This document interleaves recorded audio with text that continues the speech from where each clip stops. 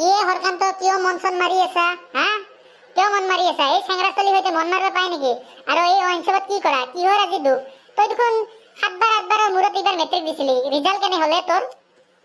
ভাই তাকেতো হিতাই দুখ এইবাৰ পৰীক্ষা চৰীক্ষা নহা কাৰণে মোৰ ৰিজাল্ট বেয়া হ'ল মাত্ৰ মই 99.9% পালো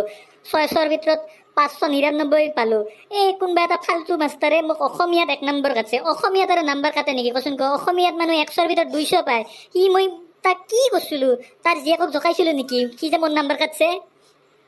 দে যি হৈছে ভালে হৈছে এইবাৰ কমসে কম তো পাস কৰছা না নহলে বাপে তো তোক কিবা কিনি পিলপিলি এখন কিনি দিলে পিলপিলি চলাব লাগা হয় এইবাৰ পৰীক্ষা নেদি হেমন্ত মামাই তোক পাস কৰি দিছে আৰু নম্বৰো দিছে তোক 99.9% তথাপিও তোৰ মানে লেভেলটা নমৰে তই পৰীক্ষা দিলি এইবাৰো ফেল কৰলি হয় এইবাৰ ফেল কৰলি তোৰ ৰেকৰ্ড হলে 8 বাৰ এটা চলিয়ে ফেল কৰা গম পাইছা জিটি কথা নকবি এইবাৰ পৰীক্ষা দিলি এইবাৰ মই বহুত পঢ়ছিলো খালি দিনে ৰাতি মই কিতাপ পঢ়ছিলো জিটি পঢ়ছিলো তথাপিও যদি এইবাৰ পৰীক্ষা হল হয় মই এইবাৰ 100ৰ ভিতৰত 100% পালো হয় গম পাইছা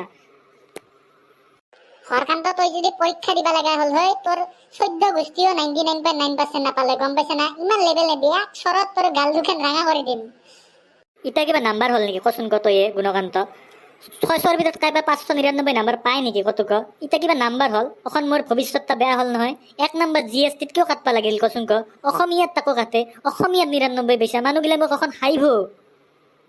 ঠকৰা মইনা তোৰ গতেকি ঘৰৰ মানুহ লগ লাগি ইমান নম্বৰ পাইছিল ইমান নম্বৰ দেখি পাইছিলি তোৰ অকাদ আছে ইমান নম্বৰ পাৱা বস্তা লৈ যাব লাগিব তই নাম্বাৰখিনি আনবা গম পাইছা ফালতু চলি